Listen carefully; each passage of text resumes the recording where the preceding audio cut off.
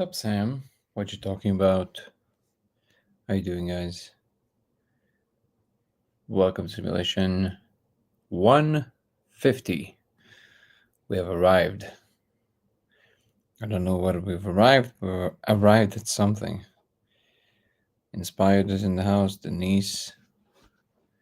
What's up, Ebony? Good to see you. Lucidity is here. Welcome, everyone. Vicky Adams. Okay, joined. Maverick Star. Maverick. Eileen, Love Delilah.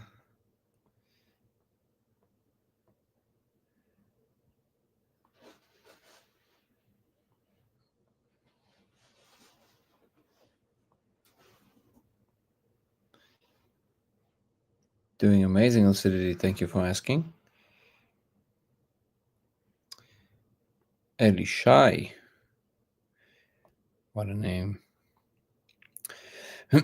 Mary Farmer. Casey is here. Haven't seen you in a couple of minutes, brother.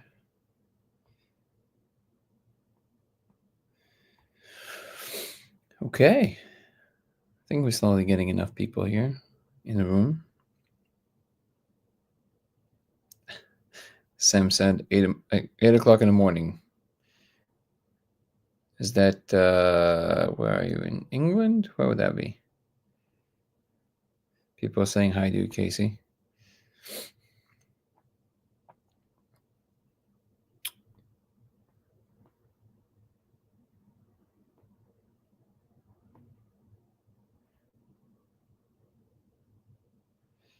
Thoughts on astrology. I bet you Casey will have a lot of thoughts on astrology. Not for me so much. These things, even though I've obviously warmed up to a lot of metaphysical ideas, astrology is definitely not one of them for me.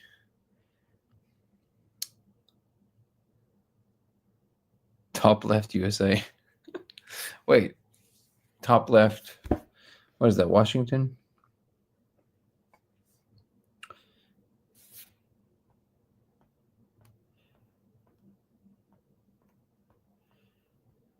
Tanya is here. Welcome to Simulation Talk 150, everybody.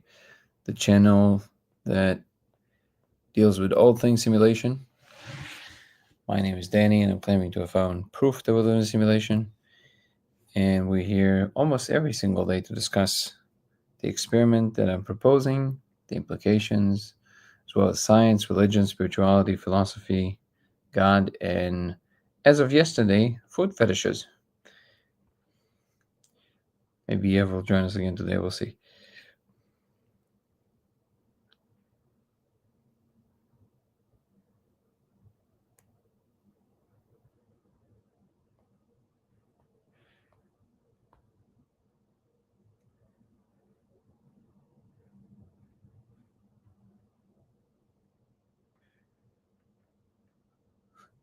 Wanted to thank whomever gifted subs recently. I'm grateful, like listening to the streams. Absolutely, Lucidity, and that is most likely Ebony. Am I correct, Ebony? And thank you from me as well. Hopefully, we'll live up to your expectations, Lucidity.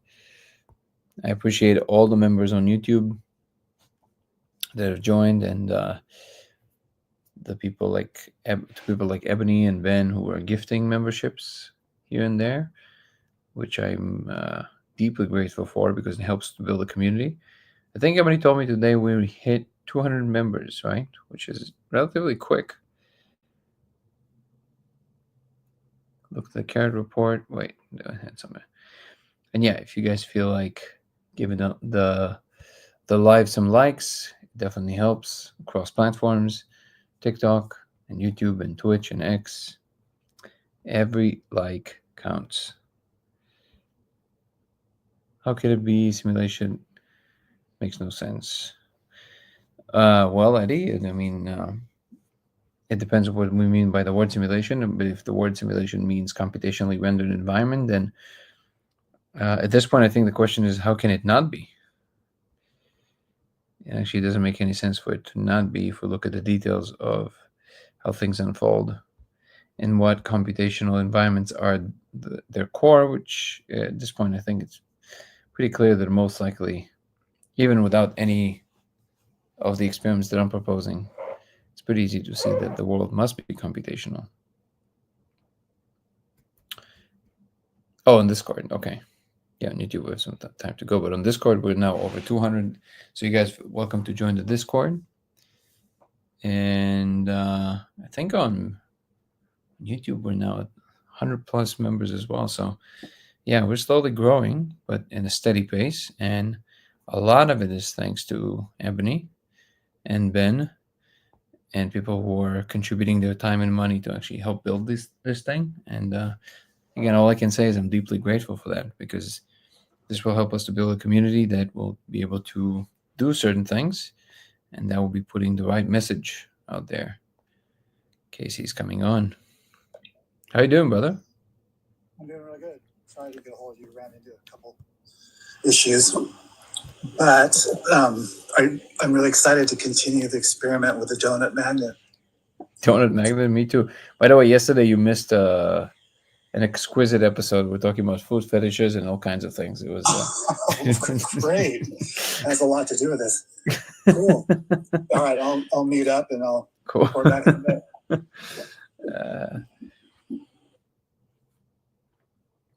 So to anybody who doesn't know, Casey comes on, I think for the last maybe 2 weeks. He was coming on almost every single night and running the experiment live, which is kind of cool. And anybody who's a newcomer and doesn't understand what we're talking about, feel free to ask. I don't mind explaining what we're actually doing.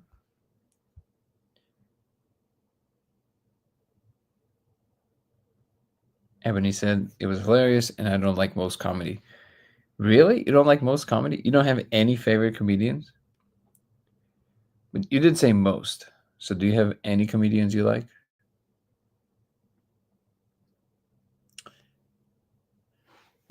I think in your email it says we gifted you a sub.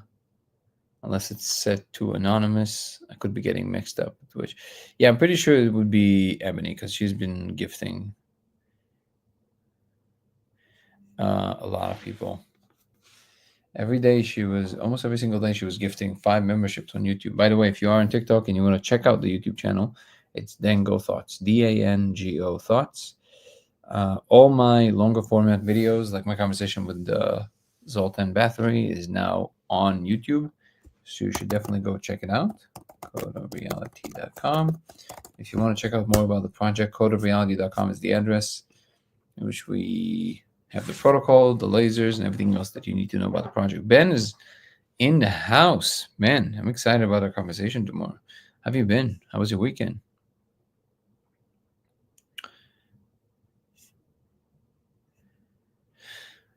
George Carlin was definitely one of my favorites. So we're aligned there 100%. But I mean, how can you not like such a genius? Ted from Ted.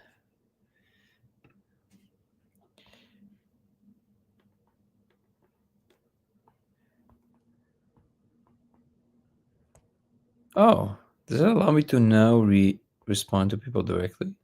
Whoop, hold on. Oh, so if I click, that's so weird. I'm trying to figure out why it shows up next to certain people as invite and other people as just like pulls them up as their profile. And some people it shows up as respond to them. I don't understand the arrangement on TikTok. I'm fascinated by the DMTX future experiments. Can you tell me more about that? I don't know what that is, Sofa King. I agree. Ebony and Ben are awesome. Great weekend for me. A lot of deep thoughts about a lot of really cool things. Sounds like a great weekend. Ben is wanted to set up a bunch of things in the home and have a bunch of people run the experiment. as far as I know, from what I remember he's saying. Trying to say hello to as many people as possible in the beginning. Welcome everybody on TikTok, Simulation Talk 150 channel that has to do with all things simulation. My name is Danny, and I'm claiming to have found actual proof that we live in a simulation. If you want to know more details aside from the clips that you have here on TikTok, you can go check out my YouTube channel that has the full videos, full lengths about all these topics. It's Dango Thoughts, Dango Thoughts. You can also check the link tree in the description for more information. And I've added a members program on YouTube, which include Zoom calls with me, weekly lives aside from the daily lives for members only, early access to all the content I'm releasing, and private things from my life that will not live anywhere else but on YouTube membership. So I appreciate all the people that are ready to join the membership because it helps me focus on this project full time, and to all the people that are gifting people memberships to help build this community, like Ebony and Ben. Appreciate you all, and to also Ebony contributing her time, and other people like Lovey Widows and Ben himself. And I have a lot of people reaching out for different reasons, but some actually put in the time and do the thing, and I really appreciate that people do that. This does not go unnoticed.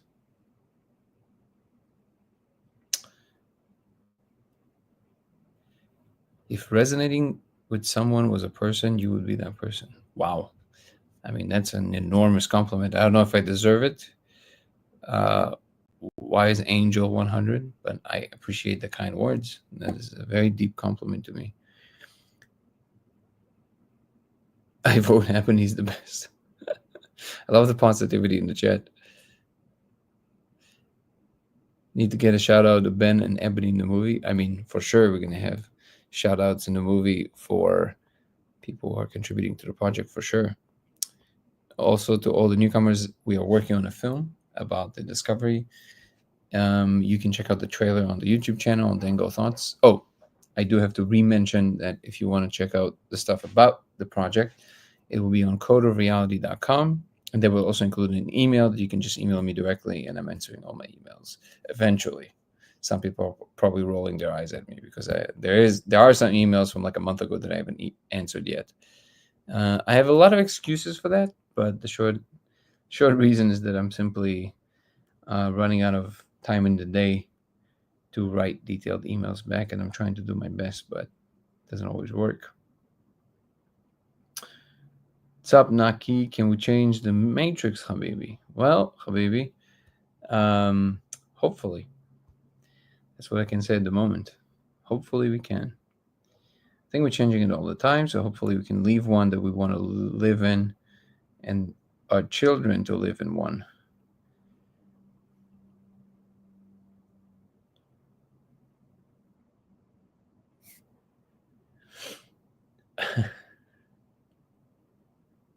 Oh, from Mexico is raw music. Where in Mexico?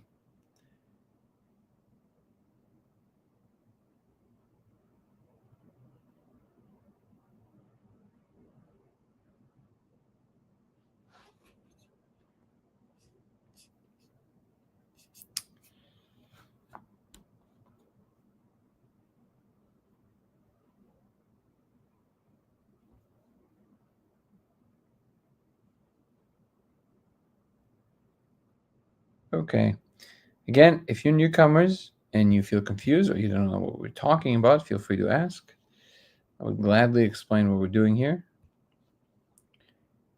But in a nutshell, a few years ago, I discovered that if you project a diffracted laser on the surface and you ingest a spirit molecule, you will see code running in surfaces.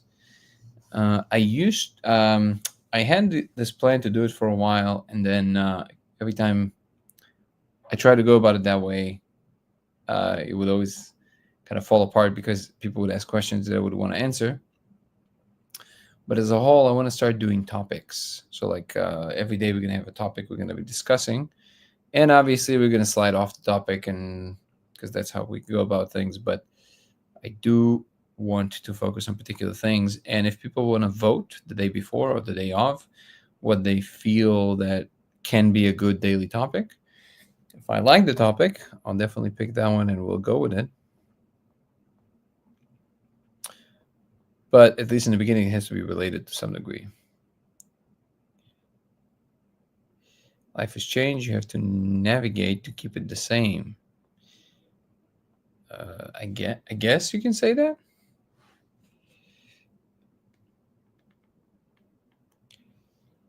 Willow from Google.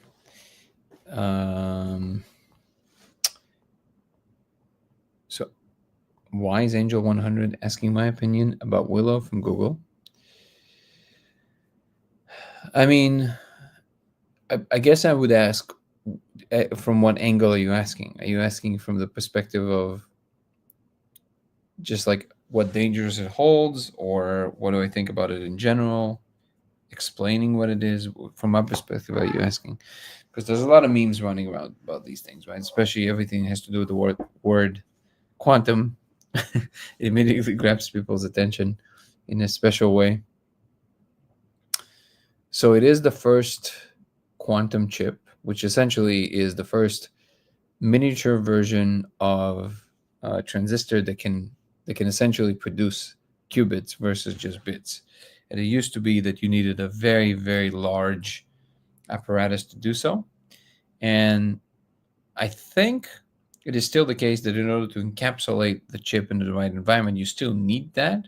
But at least we know that you can compact um, enough of a quantum computational power in a small enough of a region so it can become scalable. That's really what was achieved there mostly. Aside from that, quantum computation in general obviously is a very promising technology. It is dealing with the most fundamental thing we know of today, which is quantum computing. Computation seems to be fundamental, so quantum computing would be the most fundamental thing because the world at bottom is quantum. It seems to be quantized. What about G-force? What about Claudia? What about G-force? All that. That's funny. I think, well, I personally think these things are extremely promising. Even though I'm obviously aware that every new development always holds a seed of danger in it. It's just the nature of the game. Living things are very transient, so we have to worry about sustaining our form, I guess, more than celestial things, because celestial things seem to not care. But so in that sense, yes, we should always be careful. But I personally do not share the level of techno fear that a lot of people seem to have. I personally think that technology is wonderful, and it's just a matter of aligning our values in a way that brings about the right kind of technology and the right kind of usage of technology. So that's where I sit in general about all technological developments. That being said, the human psyche and the human culture, I also see it as technology. And because of that, we should also be putting a lot of focus on our ethical behavior and how we engineer societies that are aiming towards the good, positive, vibrating at a particular frequency of aiming for, the good outcomes in the world. All of these, I would say, are part of what needs to occur if we are to survive these next 5 years. What about the energy that hearts send out that wave? I feel like that's a slightly different conversation because it comes at the world from a different perspective. I do think that ultimately all of these things connect together because they are one unified function. But the question about the heart, it seems to be asked from a different modality, right? More the spiritual modality, which seems to be occupying a different emphasis in the world about experience versus functionality, which I'm totally on board with. I guess I would ask the same question that I asked you when you asked about the chip. What about it? What about the energy that heart send out the wave? What is the actual question? What is your interest in it?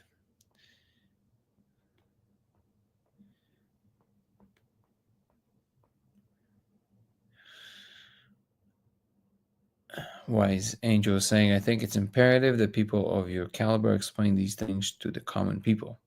Well, first of all, again, deeply appreciate the kind words. I'm not sure what caliber that is. I think my understanding of these things is relatively rudimentary in comparison to people who actually work with these technologies. I guess I can share the way that I see my role is almost like a bridge, uh, someone who's trying to reconcile these two worldviews. And in that sense, you're right. Big there's a big connection there between technology and how we bring these technologies about and the kind of states we occupy when we do that. And in that sense, I mean, yeah, all the things that you would expect to be said on this topic, which is we want to be vibrating in a higher frequency if we want to speak the spiritual language while we're creating these technologies, because then the types of technologies we're going to create are going to be of a higher caliber, they're going to be of a higher vibrational field, and they're going to be aiming towards completely different goals. For all intents and purposes, we have everything we need. We don't really need much more, and it's wonderful to have things. There's nothing wrong with that. It's just that if it comes at the expense of certain restrictions and or limitations of other things in the environment just so we can have more when we have plenty, then it becomes a problem. And I fully agree with that. So maybe aligning our wisdoms a little bit better, and understanding that we don't necessarily need to make much more of what we already have. Innovation is always beautiful, but then creating technologies that allow us to live a more novel life, things that are more connected, things that are surprising us and they're fun to experience versus just good to have, or you know, you got to go check out this thing. I think the surprise that life can throw at you, it's much more beautiful than things that we tend to package and sell. Even though, again, I have no problem with anything that we package and sell. What's up, Mocha? I like the way it's written.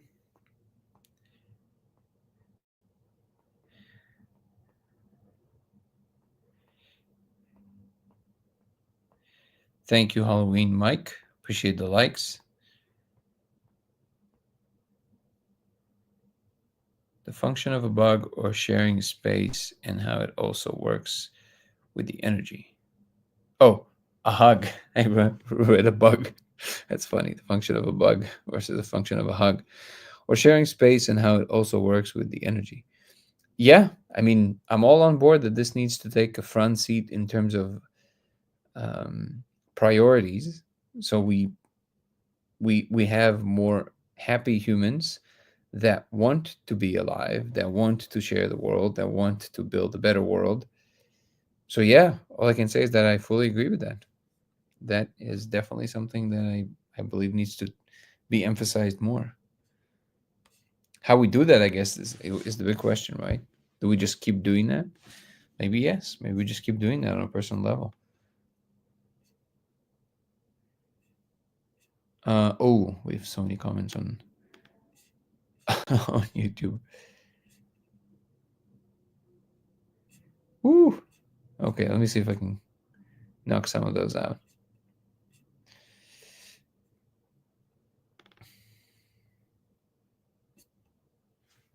Wait. Wow.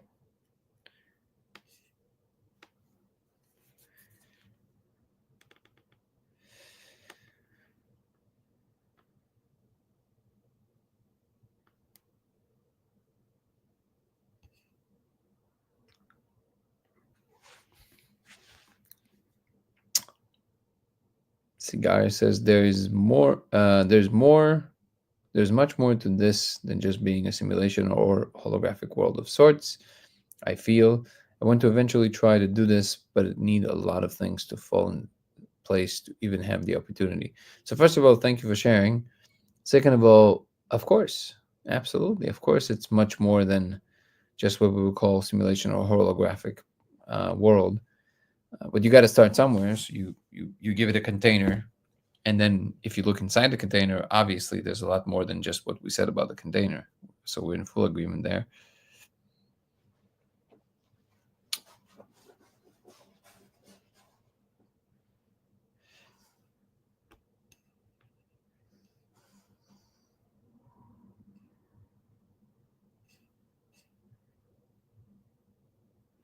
Totally some bark. I believe Israel Music is saying, I believe we are in a simulation. My difficulty is trying to connect how spirit, demons, alien space, and all those other things tie into the theory of simulation. Any thoughts? I mean, I think in the case of all of these listed, and really anything else, in the context of the simulation, everything is very easy to fit because the simulation, by definition, is infinitely elastic. You can simulate anything. So in that sense, you can just say all of these are separate simulated worlds that are all connected by a meta world that is the ultimate computational space. So in that sense, the connection between all these things is pretty straightforward. How they all sit together exactly, not sure. It's a good question. For example, I've never seen UAPs or anything that resembles these things in the molecule space. I've also never seen anything, at least from what other people describe to me, that is related to NDEs or OBEs. Now, they might be the same. I've never had them, so it's kind of hard for me to say. But I personally have never seen the connection, at least in the spirit of how it actually feels versus what people report about it. Hey, Casey, how you doing, brother? I'm doing great. So same swarm to this to the center of the donut magnet. So the magnet is what do you mean donut magnet? Like it's literally like looks like a kind of like this, just with a hole through it. A disc. It's a magnet with a disc. Oh, so it creates a toroidal. Okay. Mm-hmm. And it's basically concaved so that it closes in flat. Flat. Huh. Yeah, just like it's a standard flat magnet they sell in the hardware stores. And does it have a hole in the middle? Yes. Okay. Yeah, so we have a disc with a hole in the middle. The disc is say about 3 inches wide from side to side, and that hole in the middle is I'd say it's going to be about an inch at least side to side. Make sense? Yep. So when the laser is projected, in that donut area, in the middle of it, where there is no magnet, basically there is no magnet. The empty space is where the code wants to swarm. And you see that because you're basically putting a paper behind it? So what I have is I switched it out from standard, like a piece of printer paper. I switched it to tracing paper for a thinner, so it's thinner, so the magnetic field could process easier. Yeah. Can you send me a picture of this? What's that? Can you send me a picture of this? I think I did. You did? I think I did. Hold on. I can resend it. Yeah, hold on. Yeah, do you mind resending? How long ago? I'll send it again. Hold on a second. Oh, yeah, you did with the tracing paper. Yep. Okay, exactly. Okay. Yeah, I remember now. Okay. Yeah. Okay, so that's what you're doing now. And it is definitely swarming there. Yep. Interesting. And so, excuse me. Yeah, so it's interesting. I've seen what is it called?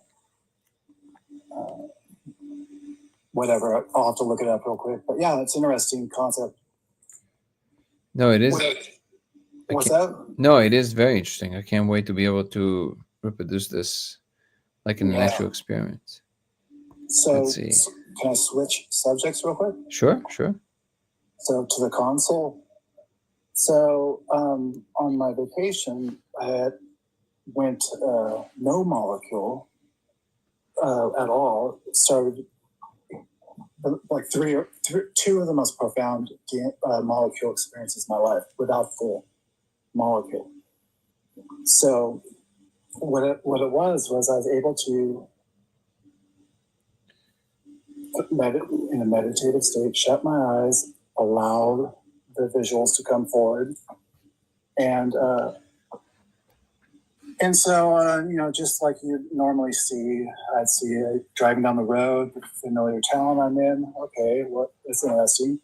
There's a gas station I would, normally see. And I thought to myself, I'm going to take a quick look to see what the sign says. And instead of mobile, I could see that the letters were morphing like they do on the molecule. Okay, so that makes sense. So then I opened my eyes, shut my eyes again, and this time I said, bring a console forward. So what came forward was a console, and it had buttons on it and whatnot. And I said to myself, okay, activate one of those buttons. So I physically lifted my hand and very gently click activated the button and for a light to come on. And boom, it worked. And I thought that, first step, okay, great. This is interesting because it reminds me of how you described how you have to use a mental with the goggles. Does it make sense what I'm saying? Yeah, I think the part I missed is how did you initiate this process within the molecule? Without it? No, but how? Like you just requested it? Like what is the? Yeah, just through meditation. Oh, I mean that's not obvious. What can you tell us? What kind of meditation? Like what? How do you go about it? The thing you described with the invocation and the symbols, or something else? No, nothing like that. Okay. Just lay down, meditate. Well, I don't know. There's a lot of different things you can do when you close your eyes. Yeah, for me it was just laying down and just letting myself get into that tranquil state. Yeah. Interesting. Okay. Yeah, well, yeah, that's the thing that I'm really interested in the specifics of how people go about these things and how they, how they manage to bring them about, because we can share that. Mm-hmm. And then. Yeah, and so I was recently. I think you had mentioned something about how you're focused on what we not deciphering it, the code, but what we can do. Well, watching it behavior, yeah. Yeah, like yeah. Is it watching the behavior of it? Are you talking about, or like seeing what's possible in terms of its behavior? Yes. So, and that would include if you can change its content. For sure. Exactly. But I so far we couldn't, aside from the magnet, right? So that is a big understanding. And then if we can now play with it, changing it in a particular way, like can we guide it? Like do I understand anything about it by showing that I can guide it in a particular way? So for example, if you're saying that arranges in the middle of the magnet, can we now guide it with two magnets in a certain way versus having one magnet doing one thing? And then you slowly start creating intuition as to what it actually is doing.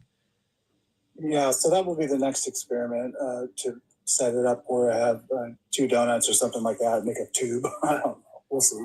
But I'll mute it because I'm probably hissing in the background.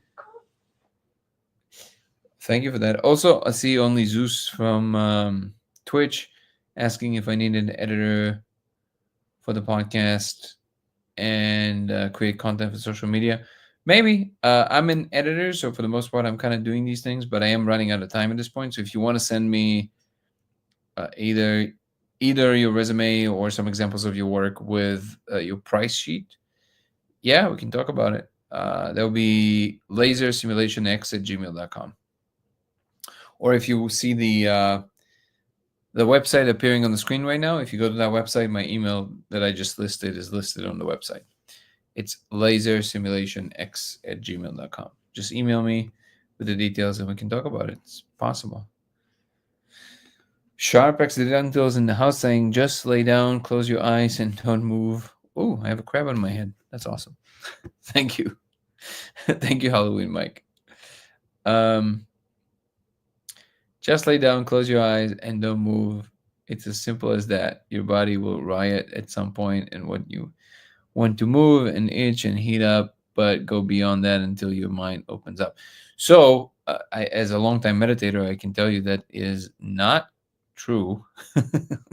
When you close your eyes, there's a lot of things that can happen, and it's important to know how to guide your attention in particular ways to achieve certain things. And we talked about this the other night, that there's different forms of meditation and they're all targeting different things. Certain meditations are there to calm your mind, like Anapana, for example. Metta is there to invoke love, and they're not the same. You're doing different things inside of yourself in order to achieve these things. Vipassana is to purify the mind. Once again, different function, different technique. And Dzogchen is based on aim, logic, and conversation, even though we're dealing with meditation, which sounds strange. So there's a lot of different kinds. That's why it's not a given at all that when you close your eyes. If you can close your eyes for 50 years and you might not be meditating for 1 second of these 50 years. So no, it's not just closing your eyes.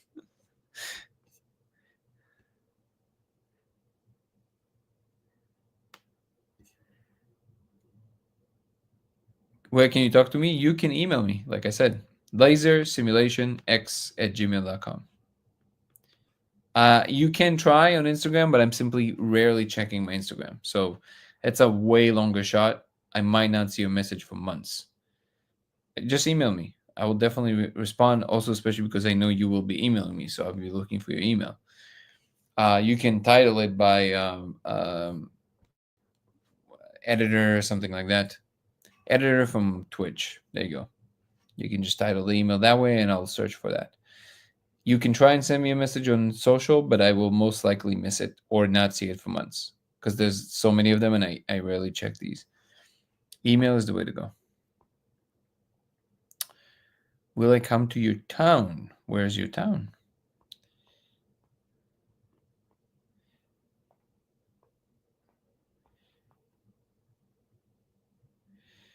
Do you see anything now without endogenous? Only when I get really tired.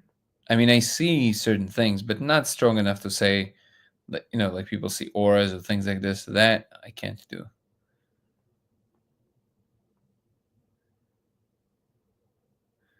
Do I want to live in fog? I do, actually. How'd you know?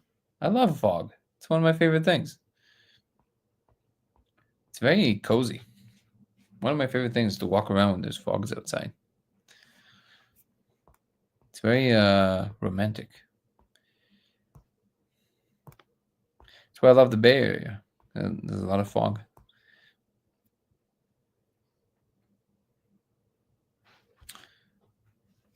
No, I do not know where this is.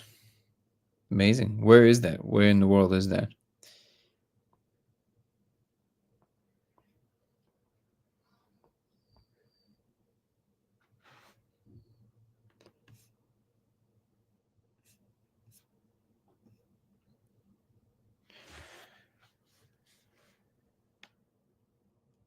Just had a few questions come up. I think I sent them for the Discord. Cool. Or you can shoot one at us now. You can use 478 breathing to speed up the process, but just like thought come and go, everything else is already too much of a thought, that type, etc. Yeah. So depending on you, so breathe. So there are breathing techniques, which would be another form of meditation, right? But it's all meditation is around how you use your attention, not your breath. Your breath is there to designed to be as an object of attention to some degree. There are certain meditations that, like TM, for example, that focus on or breath of fire. There's certain breath works that bring you into alternate states. These are not necessarily meditations, because meditations, if you want to put one umbrella definition for all of them, is the use of attention to achieve different goals. And it's the skill of being able to use your attention in a particular way to achieve that goal. So breath work can be helpful to sink into a certain meditative state. Transcendental meditation is doing that. There's other forms of breath meditation that are doing that. Anapana, for example, is not a breath meditation. It is using breath as an object of attention, but that's a real meditation. It's designed to calm the mind, and it is paying attention to the breath exactly how it comes or goes, which is designed to see exactly where you are along all your levels. Excuse me, along all your levels of emergence. But I do not believe it is correct to say that breath work is meditation. Actually, it is a form of practice that can bring the body to a certain state of readiness for different things. I guess the only reason I'm lingering on this point is because it is very common now on social media to say things like, "Oh, just drop into meditation." Yeah, just drop into deep meditation. It's no problem. Oh, be Wolf VR. And by the way, I don't doubt that certain people can, but maybe that's maybe what is being lost on them is that not everybody can. So it's not an ability that everybody possesses. You actually have to practice a lot to drop into deep states of meditation. Maybe if people practice their whole lives, for them it's obvious they can just do it. But if somebody doesn't know how to do it, to tell them, "Oh, just do it," that's not helpful. They won't know how to do it. It makes no difference what the frequency of breathing is. Breath work in general, I would not consider it to be meditation. It can be accompanying a meditation, but the meditation part is the attention part. Is being able to drop into your attention in a particular way. Now, given colloquially, people use the word in different ways, and sometimes they even say meditation when they really mean contemplation.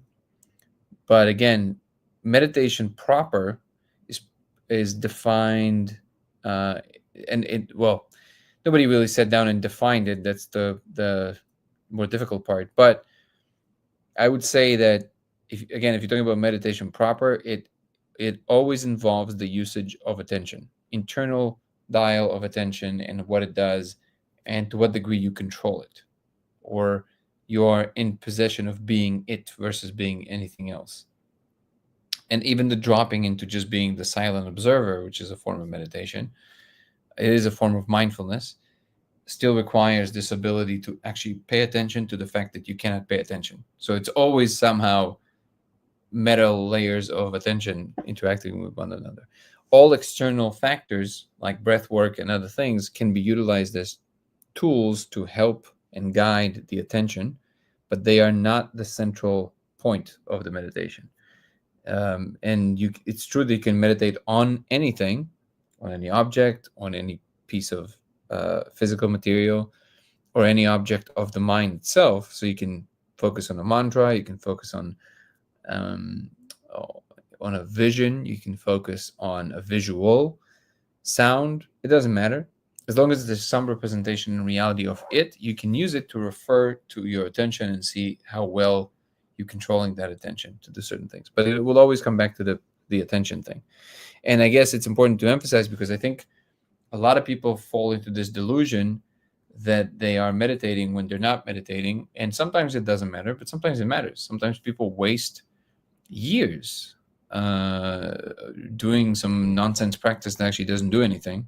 And it truly doesn't do anything. It's not like, well, something is happening. No, nothing is happening. They're literally just sitting with their eyes closed for years and doing nothing. So it's a waste of time.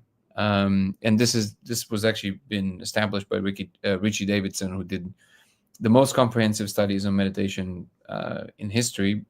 He's been running these tests for 40 years with functional MRI and all that good stuff.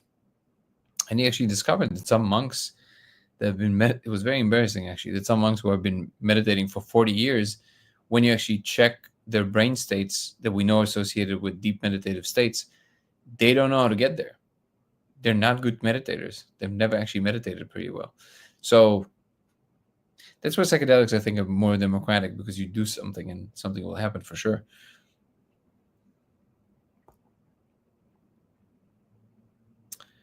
The goal of meditation, it depends on the meditation. The final goal, according to the Buddha, is liberation, full enlightenment, nirvana. How you get there, there's a lot of different kinds of meditation, and it might be a weird example to use in this context, but it's kind of like the UFC. The goal is to win, or in this case, liberation. How you get there? Well, you need all the tools. It's not like you can have one and then you get there somehow. It depends on exactly where you are in your journey, depending what you need, depending what your predispensation is, how you're genetically contrived, what is your general whims, and we all have certain things we gravitate towards and away from. And sometimes certain kinds of meditation, they're just not for certain kind of people. If you suffer from like debilitating ADHD, you can try Vipassana, but the time it would take you to get to a level where you feel like you're actually doing something might be so far that you just going to give up, right? So in that case, you might want to use one that seems to give you more of a like an immediate kind of accolade, like you feel like, oh, something happened, right? And then when you feel confident enough, you can move to meditations that take a little bit more longer to actually feel like it's doing something. But yeah, like I said, there's a lot of different kinds of meditation, and they are very open about what they're aiming for. Anapana, even though you can utilize it, the one that I mentioned that is designed to just pay attention to your breath, it is not a breath meditation. You're not controlling your breath. It's not a breath work. You're just paying attention to your breath, however it is. So if your breath is shallow, you pay attention to that. If your breath is deep, you pay attention to that. You don't analyze it. You don't try and say, what does that mean? Because now you're stepping out of the meditation. You're just paying attention to the breath exactly how it appears.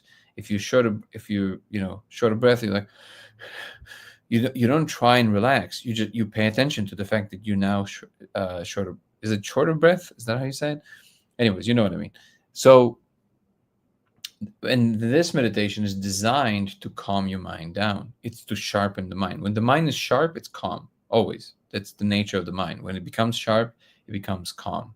It's the natural state of affairs of the mind. If the mind is all over the place, that's why ADHD people are always very nervous and anxious, because when the mind is confused, it's almost like it spills a lot of energy all over the place. So it becomes very concerned about the next thing that happens because everything surprises it, right? So Anapana calms the mind down. It's designed to do that. So this is a really good base to do any other kind of meditation after. So if you can't calm down, just sitting, closing your eyes, take one inhale. And in the beginning, it's okay to take one that's a little forceful. So what I just did is forceful for Anapana. That's considered forceful for Anapana because you pulled the air forcefully, even though it wasn't really, anything. But this is forceful for Anapana. That's forceful, right? Not forceful, you won't even hear it. It would just be the way that I'm breathing. So,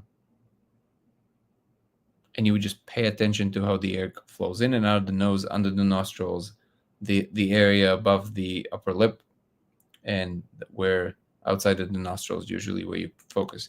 And you just stay with that, right? And you'll be surprised. If you do 3 or 4 of those, you'll immediately notice how your mind just calms down. Like if you actually do it, don't think about doing it, do it.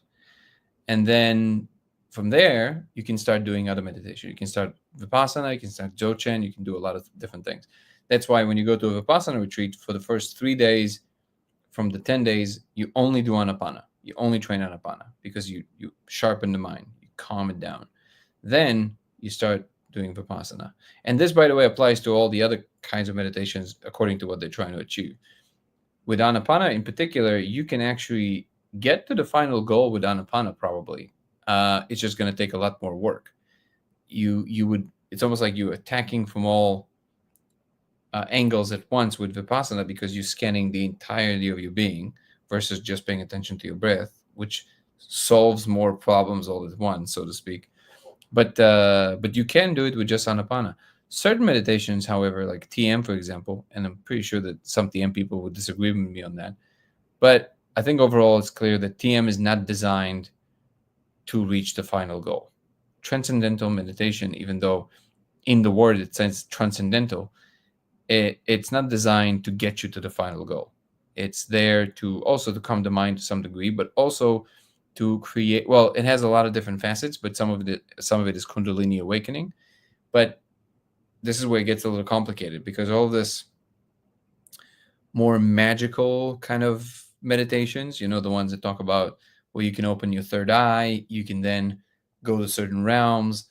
This kind of focus, first of all, it's much more Western in its nature. This is not something that you find a lot in the Eastern tradition in terms of focus, because even though a lot of these techniques are aware that they are unlocking these gates, it's never the goal.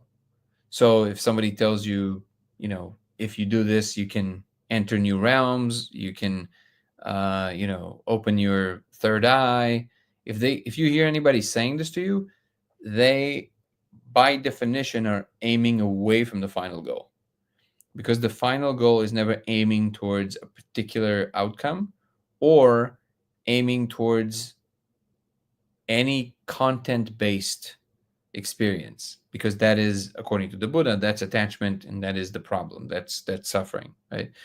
So when the second you say, well, I'll be able to read minds, or I'll be able, even if you say I'll be able to heal people, if your aim is to heal people, you might be able to heal people, but you are not moving along the path towards the final goal. I know it sounds absurd, but it's the fact that you have that goal that prevents you from going towards the final goal, because the final goal is relinquishing all wants and needs, including healing people. It might happen automatically if it needs to happen in that particular moment, but if you're aiming there, that's ego, right? I will be special, I'll be able to heal people.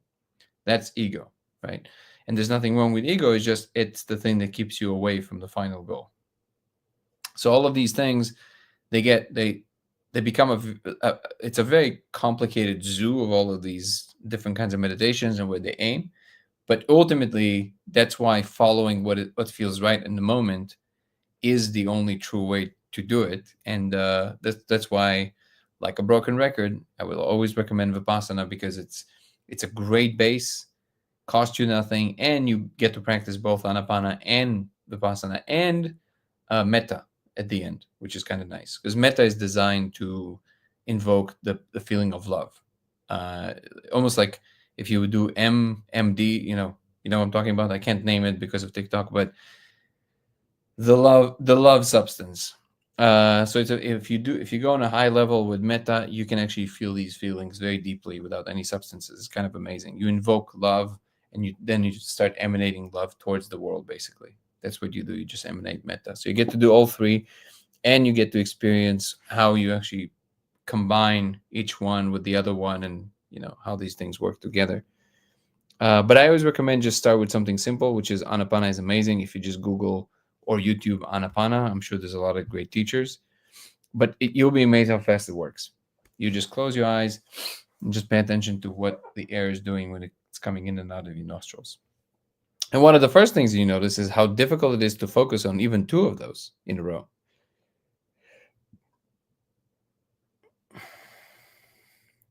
Lubricant jelly. Okay, let me see how many comments I missed here.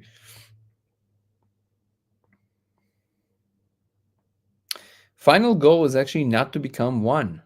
It is not according to the Buddha. Final goal is to relinquish any kind of attachment to anything. So nirvana is not being the one. It is transcending everything, including the one. It is transcending. You will not have any perception of any unitary goal of any kind. So it is actually most definitely not becoming the one. That is a very local goal, if you're looking at it from the perspective of Buddhism. Yeah, but when you're everything, you're not one. When you're everything, you're just everything. And that is exactly the point. But it gets, look, the truth is that, like I said many times before, the Buddha said almost nothing ever about the metaphysical. And this is something that is being overlooked. The Buddha himself spoke very little about the metaphysical. The only time he ever mentioned it is that when he asked directly about nirvana, he said, you just want to step out of the house. You want to get out of the house, out of the karmic cycle. That's the only thing he said ever about what I guess you can call metaphysical. All of these ideas about the different realms, how you move between them, what kinds of beings you're going to be meeting in every level, all of these things, the Buddha never said a word about them. He was not interested in that. That's different Buddhist sects. Buddhists definitely talk about it and write about it, but the Buddha never said a word about it. If you would come to the Buddha, all you would hear is, please sit down, pay attention to your breath. Please sit down, pay attention to your breath. That's it. That's all you would hear. And this was also the magic and the charm of the Buddha. He did teach in allegories. He would give sermons, and he would tell stories and explain a lot of different things, but it was never about anything out there. He would give like allegories and things like this. But essentially, he would always illustrate it at the end through the practice versus the story, which was, by the way, it sounds pretty mundane to us, but that was the biggest innovation that Buddha brought to the world. There were other Buddhas before him, and it's a title, it's not a name. And the Buddha, the ones that we're talking about, the Buddha, right? He essentially emphasized the practice over everything else. He said that all the ideas you might have about whatever you think it is, all of the stories, all the chants that you chant for all the gods and all of these things, in the end, they're all ideas. And ideas are form, so they're attachment, and you can be attached to them, and therefore they will always prevent you from getting to the final goal. The only way to get to the final goal is to relinquish all of it, let it go completely. And actually, this is one of the hardest things, and this is already pronounced in Vipassana, where you start going up the levels. Even in the first 10 days that you're doing it, some magical thing starts happening. It happens. Like, you see very interesting things, and there's very interesting feelings. Some people are being projected through time. There's somebody told me a wild story where he was riding an owl and it was completely real. Like, there's some wild things that can happen. The challenge is actually in not getting attached to that. So you experience all of these things, and the first impulse you have is like, oh my God, I'm a master meditator now. This is amazing. And by the way, this is a known thing that after you have an amazing sit, we call it sits, after you have an amazing meditation session, it's almost guaranteed that the next one is going to be terrible. It's going to be awful because it's so hard to not attach to that outcome. Because the second you had this like bubble bath of a meditation and you're like, oh my God, I'm enlightened, and you're buzzing with energy and excitement for the next one. And then you show up and you try to get to this place and you're like, why is it not working? And then you start creating negativity because you're trying to you're clinging to that thing, and you're like, oh my God. And you lose yourself. And then you feel like shit, and you feel like you're terrible and you're delusional. And here I go again. Look at me, Ma.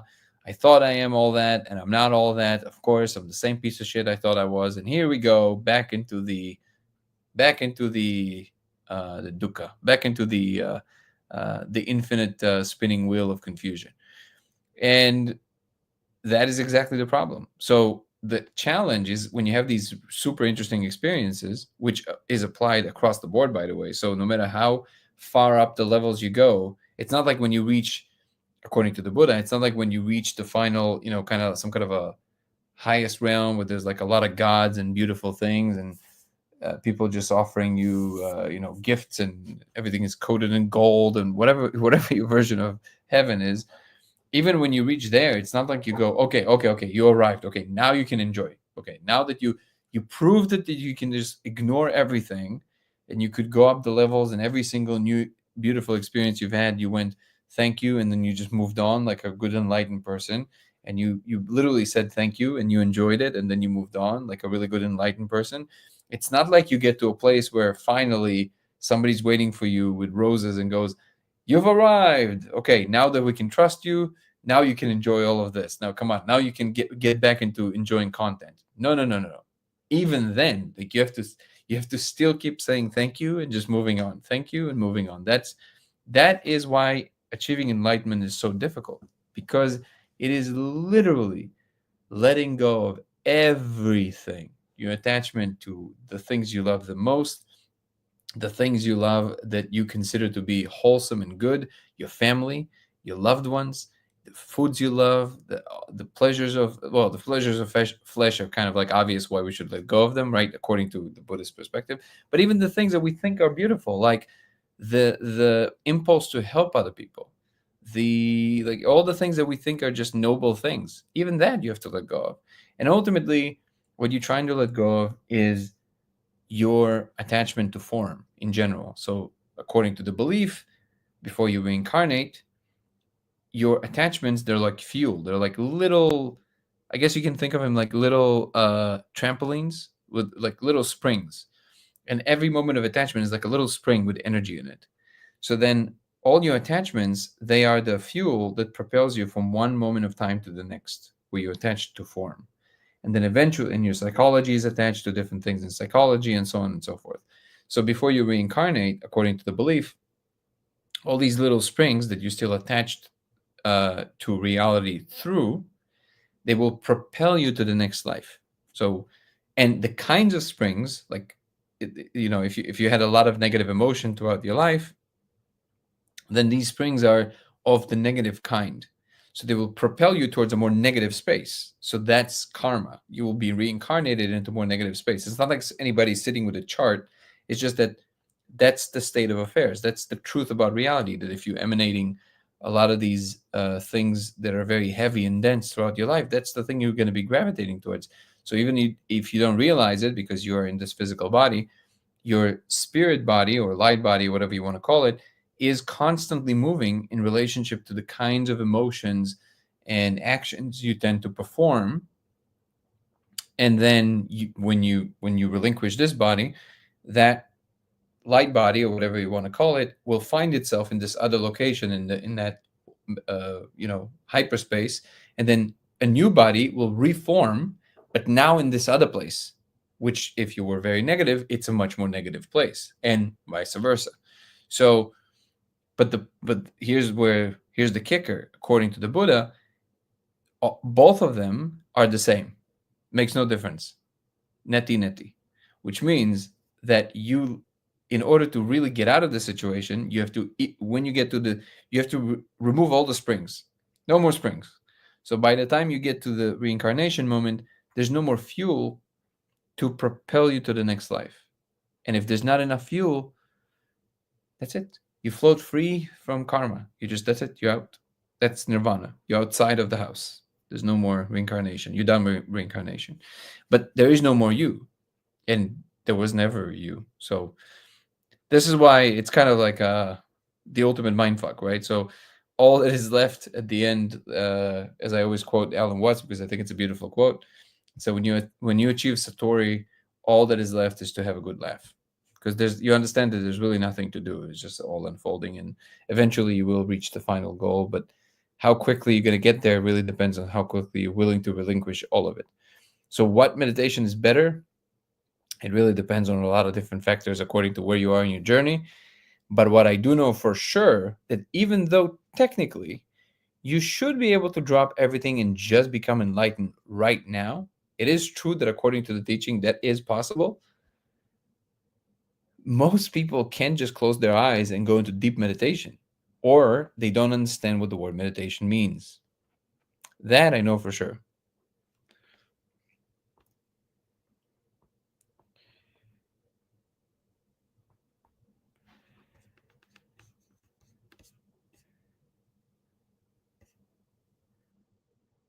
Is someone writing everything down? It's funny. There's a meeting of all the Buddhists. I always mention this, and I never look up how long it is. Let me find it out now. How often is the big?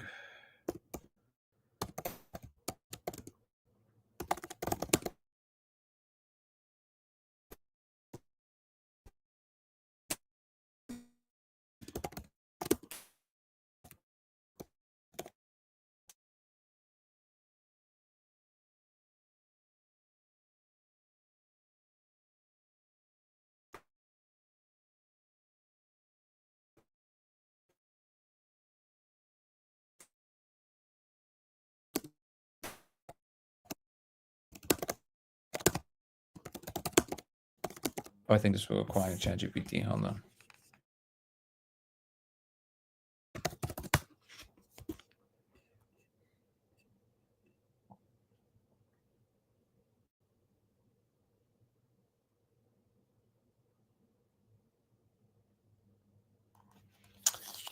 Tradition and region, there's a significant historical percentage of larger council being held roughly every 100 to 150 years. Okay, so this is super interesting. So basically, because there's so many different sects of Buddhism, and because it's a human enterprise in the end, what they do every about 100 or 150 years. I thought it was set up time, but apparently it isn't. But it's about every 100 to 150 years.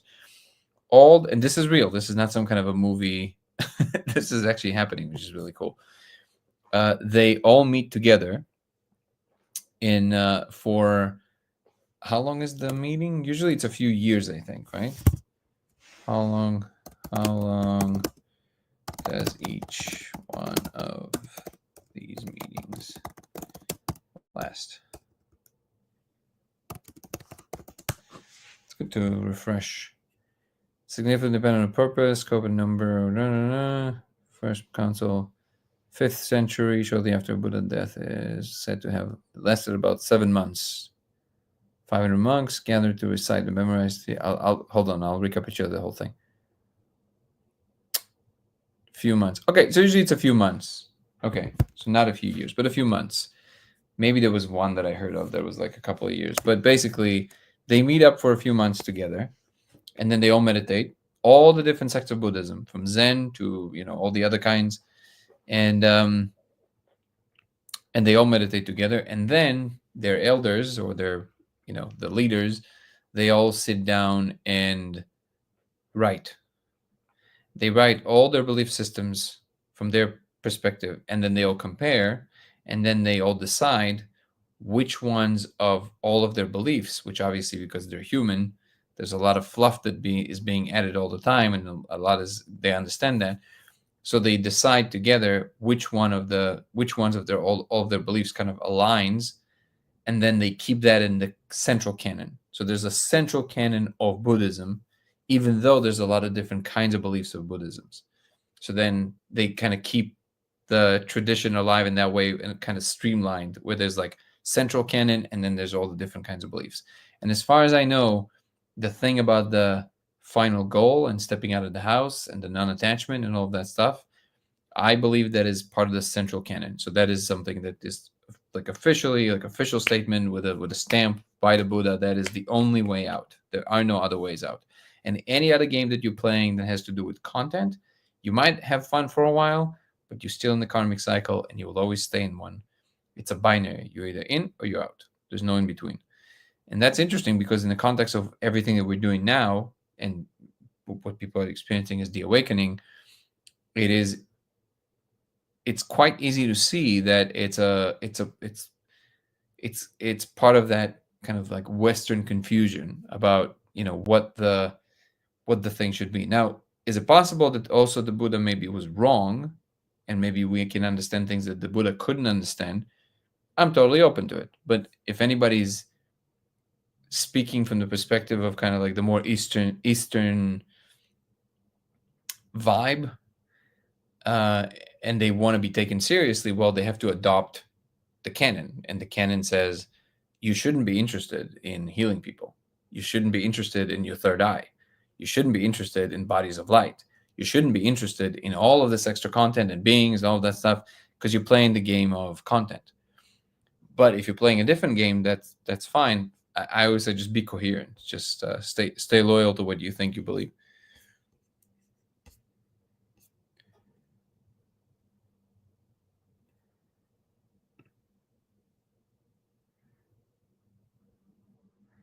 There's 800 billion people on Earth.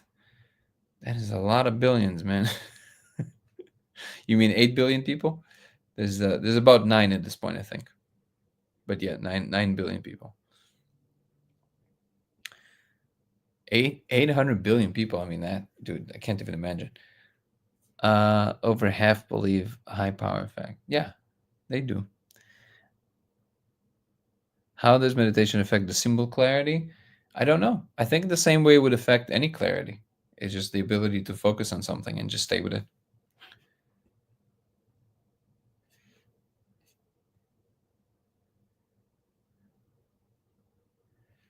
Imagine the experiment shows something important to any historical place, like pyramids or other. Maybe. I'm skeptical of that.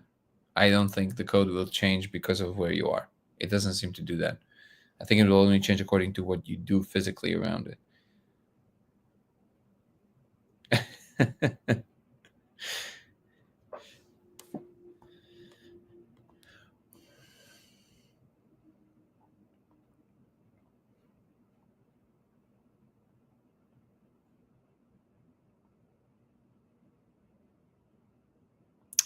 Every human should have his own understanding of the world. I agree with that. I always say that whatever the truth is would have to be available. If it's the real truth, it would have to be available to anybody from any place in the world, no matter what story they heard.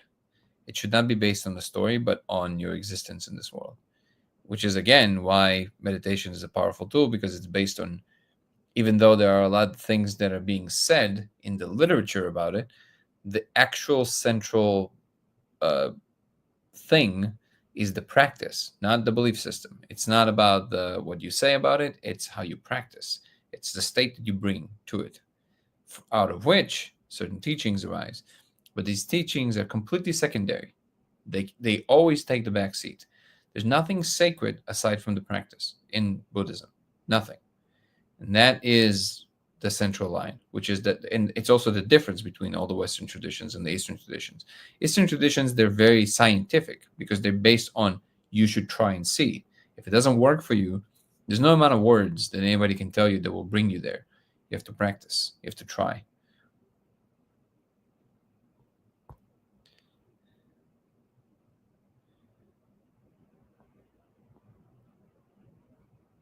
Do I know where Slovenia is? Very, very roughly. Is that where you're from?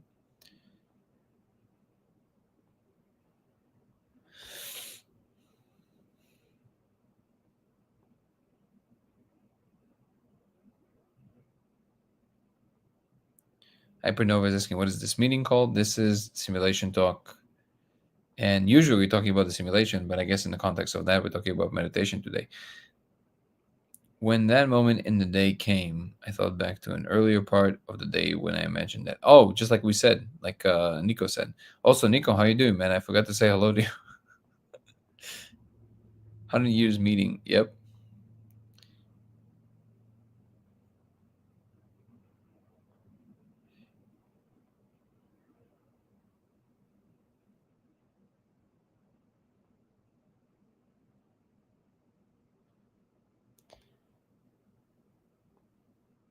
I'm disappearing? What does that mean, Artica?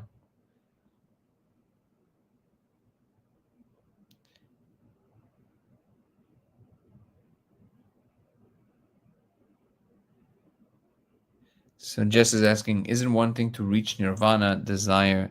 Uh, it's desire, though, still. Yes, if you're occupying a state of wanting to. So it's tricky because the whole point of the only way to achieve nirvana is to not want to get there either. So I know it sounds like a like a quite a conundrum, but it's possible to not occupy a state of goal while knowing what the aim is still. So, for example, like I said the other day, in Dzogchen, you have a fully stated goal. Dzogchen is one of the only meditations where you're stating a goal. Where you're saying, I am interested in a very particular thing, which is to realize that there is no self. And there's different techniques to do this in Dzogchen. Require a lot of concentration, and the teacher basically walks you through different conversations to that.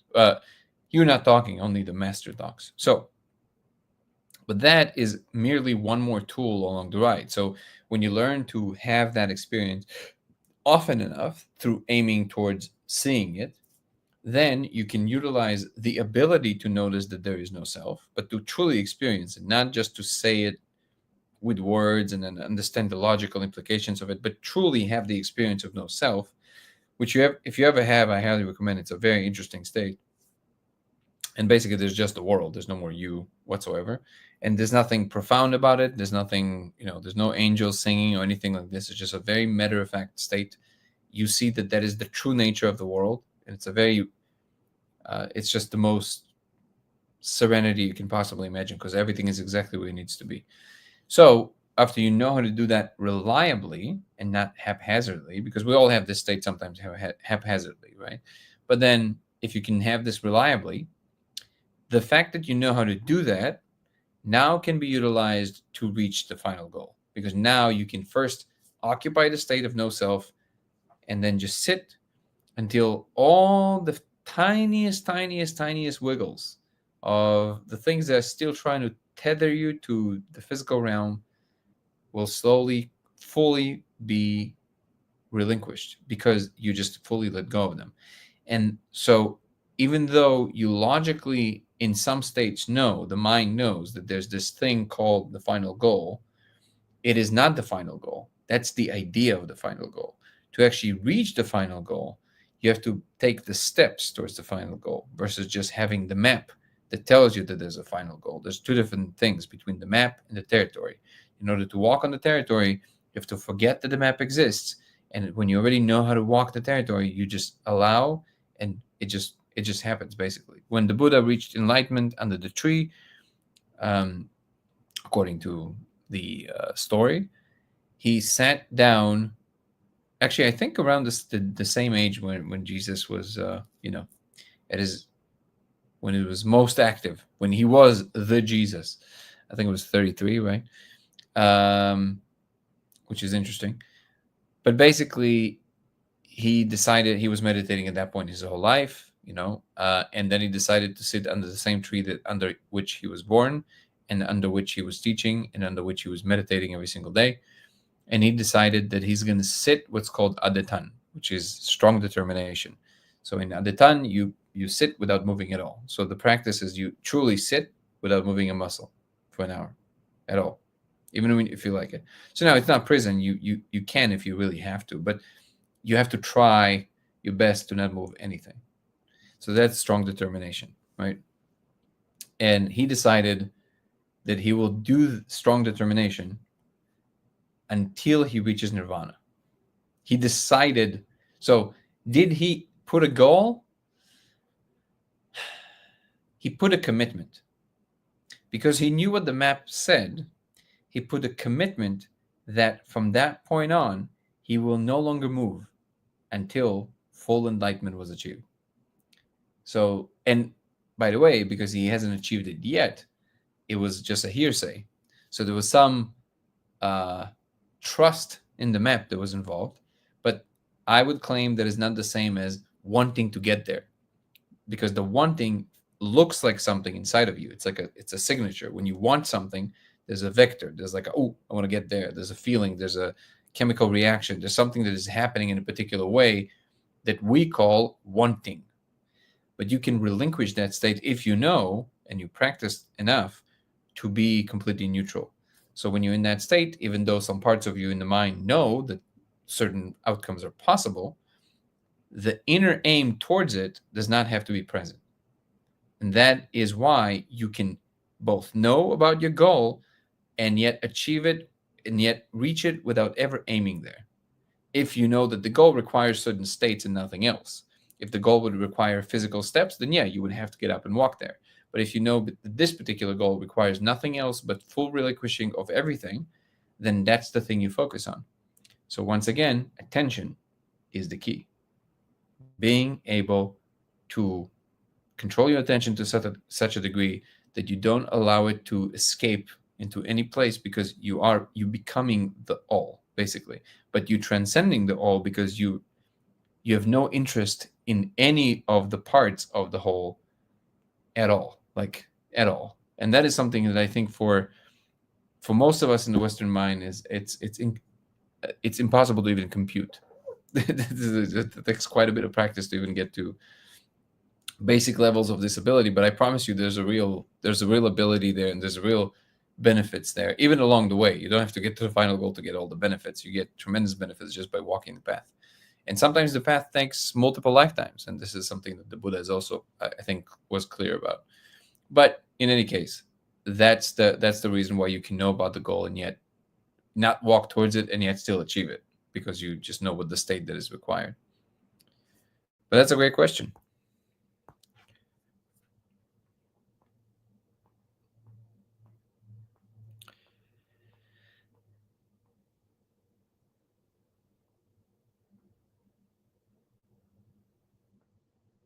See you, Casey.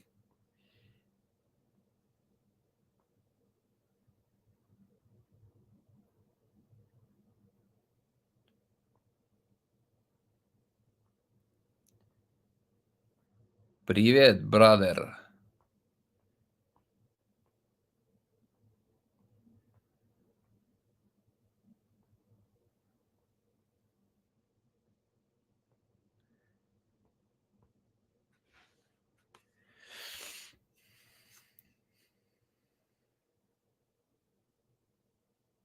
Try to sit or lay without moving. That requires a lot of attention. Yeah, it requires a certain training of the mind. It requires a calming of the mind first. Before, like, all the attention in the world will not help you to not move if your mind is too agitated. That's why knowing what is required now, like if you sit down, even for very practiced meditators, it would happen that your mind is very agitated. It happens sometimes even without a reason. There's just cycles, right? And if you're trained enough, well, if I'm going to try and sit strong determination right now, maybe I'll be able to sit for an hour, but it's going to be a struggle the whole way. So it's kind of, what is the point of this, right? And you definitely won't be able to, even if you try, you won't be able to reach the final goal this way because you're too agitated and there's too much friction. So you would do something else. You would do Anapana first to calm your mind down. And then when you see it's calm enough, now you can start doing other practices to help you keep purifying the mind, basically. But you have to know which one is proper for what part of the trajectory that you're at and the day and everything else.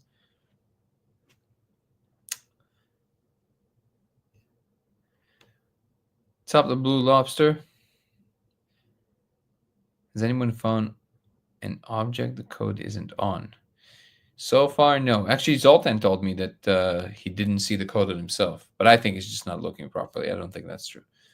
I mean, it's possible, but I mean, maybe he is the one. That's possible.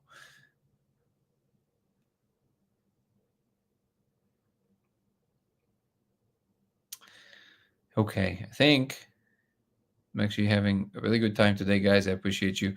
But I think today I'm going to try and get some sleep a little earlier while I still feel mentally healthy and not like falling all over my face. Let me see if there's anything here that I missed that might be key that I think is important to mention.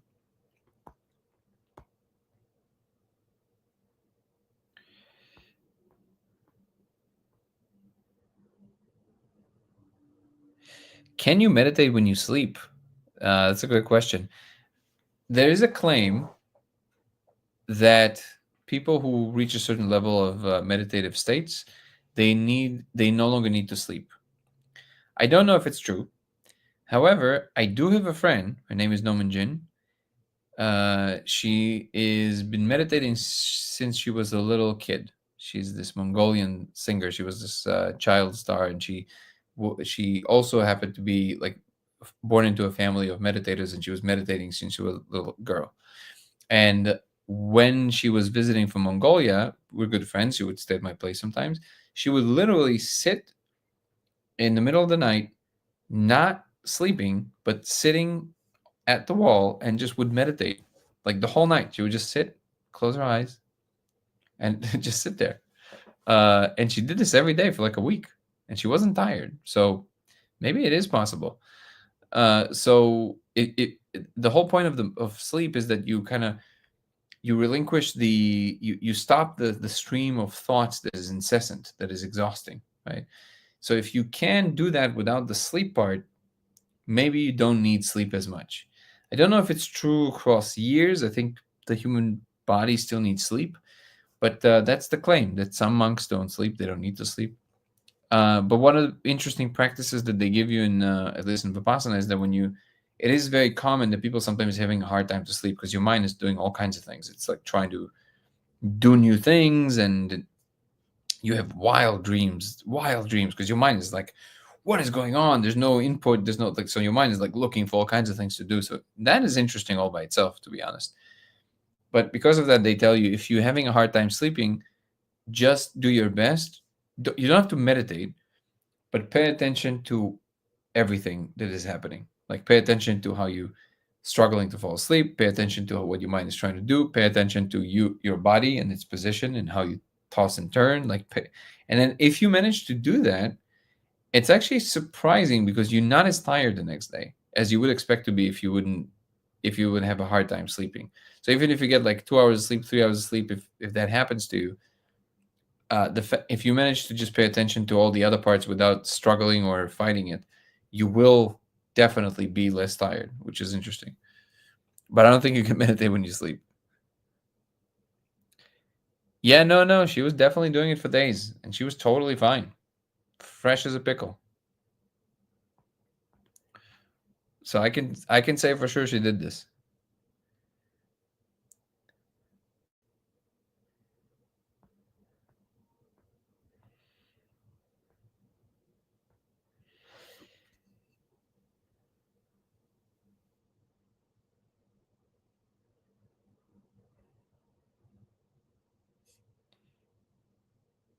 Sharp accidental. I'm trying to go through your comments.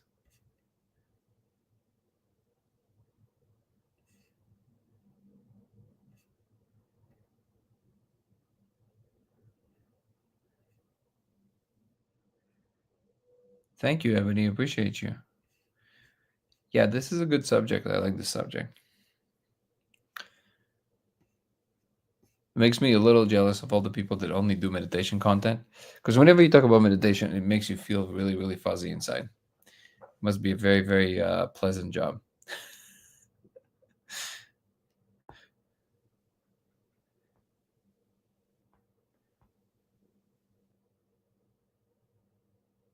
You can think of anything or anyone before sleep and have a dream about it. I mean, that is actually a skill.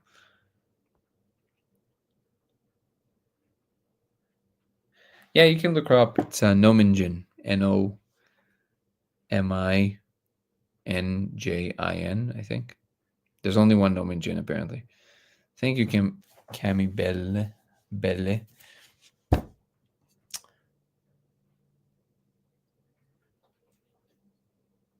What is Kundalini meditation? Does it have to do with reptilian? Kundalini, I think, if I understand correctly, is the central column of energy that keeps everything alive. It's almost like the central. It is going through your spine. And Kundalini awakening, I guess, is the opening of the major channel of Kundalini that gives you the extra abilities, the more openness of everything.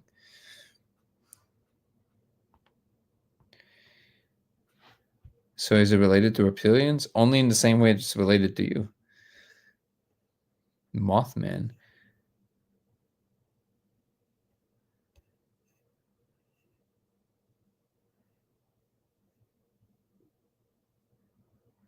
Any other point? Then I find your podcast highly interesting and thought-provoking, and I repeat, listen to them. What has been your favorite interview so far?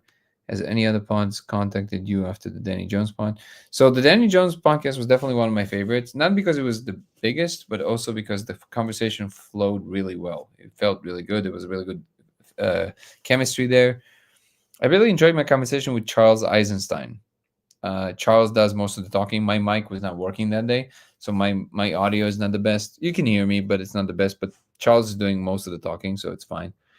So that was a fun one. The Zoltan conversation that just came out, that was a fun one. But me and Zoltan have these conversations like every time we sit down. So we like ever have them every day to like 5 a.m. So it's just we just happen to record one. With Charles Eisenstein, that was a learning experience for me, which I really enjoy.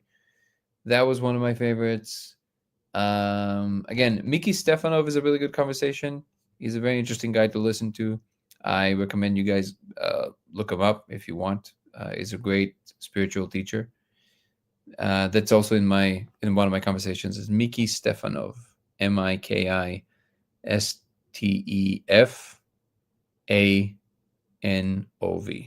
Stefanov. That's another one that I enjoyed. What else?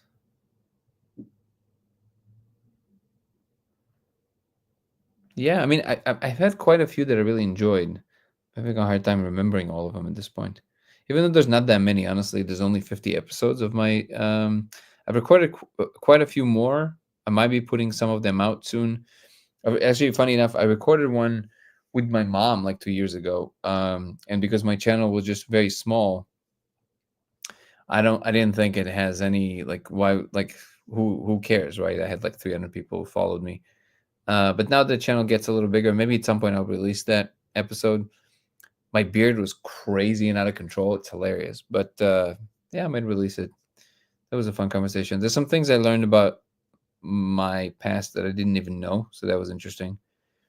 Yeah, it might be a good idea to release the conversation with my mom. It's just that we speak other languages as well, so I have to translate all of it to English.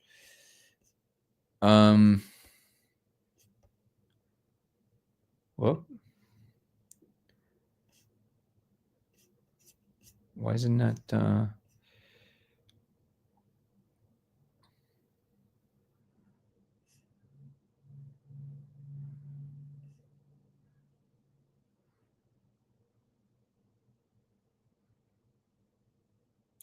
Anapanasati, Anapana. Yep, exactly, Ebony. Is this one of the practices you do yourself? Because I know Ebony meditates a lot. She said.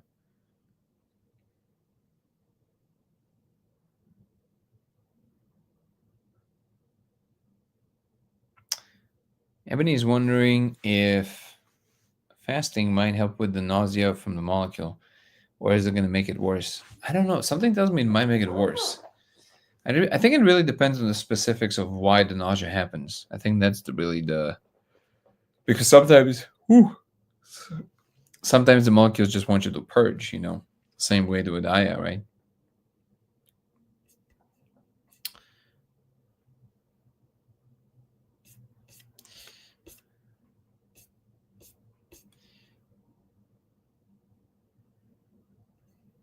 Yeah, mom. No, there's another one. Yo, Irv, you're here. I haven't seen you in a while. So glad you're here, brother. What's the name of that one? Oh, I think it's the one you're saying, right? Nine something. No, not nine, not something world. What's the name of that one? Come on, somebody help me. What's the name of the really good one? It's just really expensive. That's the one that this guy used to translate our conversation to German. That was wild. Hearing myself speaking German is so wild. Yeah, there are some people who struggle with nausea. I wish there was a way to help them. Yeah, well, I wonder if they don't need to just let go of certain things. So I'm not even sure that it's a struggle, more like a communication. I like strict tacos. I like strict tacos too. I had some today. German, yeah. There was a podcast I did for this German channel, and I'm completely speaking in German the whole time. I don't know how, and he used this software. It's kind of crazy. It sounds just like me. It's just I'm speaking and then it speaks in German. This is what Lex Friedman just used for his conversation with Zelensky, where they translated a bunch of their. I know that a lot of it they used that software. Puke the rainbow.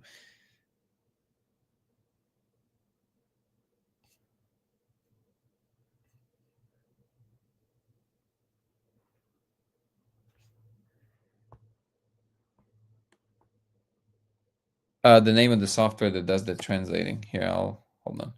Let me see. I'll tell you what it is. The software is called.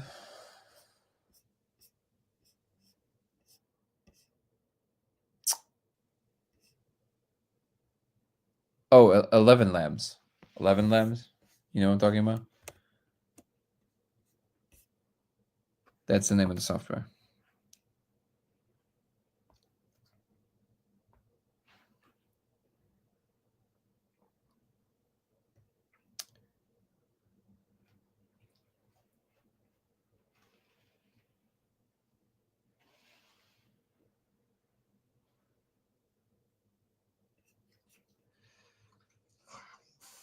All right.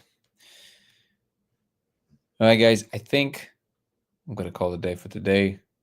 We'll see you tomorrow. If you want to follow me across platforms, it will be Danny Goller on TikTok and Instagram. It will be Goller Danny on X, Laser X83 on Twitch, and Dango Thoughts on YouTube. DANGO Thoughts. Check out the YouTube channel because I also have the members program there that allows you to have Zoom calls with me, both with other members on YouTube and also privately, depending on the tier of the membership, as well as early access to all the content I'm putting out and private stuff from my personal life that will not live anywhere else but on YouTube members, as well as a weekly live aside from the daily live for members only. And I do appreciate all the members that already joined because it helps me focus on this full time. And all the people who are gifting people memberships like Ebony and Ben, I deeply appreciate you guys. And all the people that are just showing up every day or once in a while, I appreciate you deeply, because that's the community that is formed, and slowly we have more and more people, and it's very encouraging and amazing to see how this community grows. So I appreciate you all. If you want to contribute in any other way, you can potentially contribute to the film that we're working on about the discovery. You can check out the link tree in the description on TikTok, or watch the YouTube trailer, Dango Thoughts, and the trailer for the discovery. And in the description, you have the GoFundMe page to contribute for the film. Any dollar helps, because making films is very expensive. And if you want to know more about the project, it will be on codeofreality.com. Codeofreality.com. Check out my new conversation with Zoltan that I just released on YouTube. I'm going to be releasing some clips to promote it, but conversation was a lot of fun. Zoltan Bathory is the owner and the rhythm guitar player in the Five Finger Death Punch. He is successful in multiple domains and is a very fascinating mind, who also happens to be a fellow psychonaut and he never really spoke about these experiences publicly. So this is the first time he's speaking out about it, and I'm very proud to be the address that he chose to speak on the subject at. Does that sentence make sense? You know what I'm saying. Thank you, Eric. I appreciate you. So peace and love to everybody. Thank you so much for being a part of this community. I appreciate you all. Peace and love. See you tomorrow. Ciao. See you guys.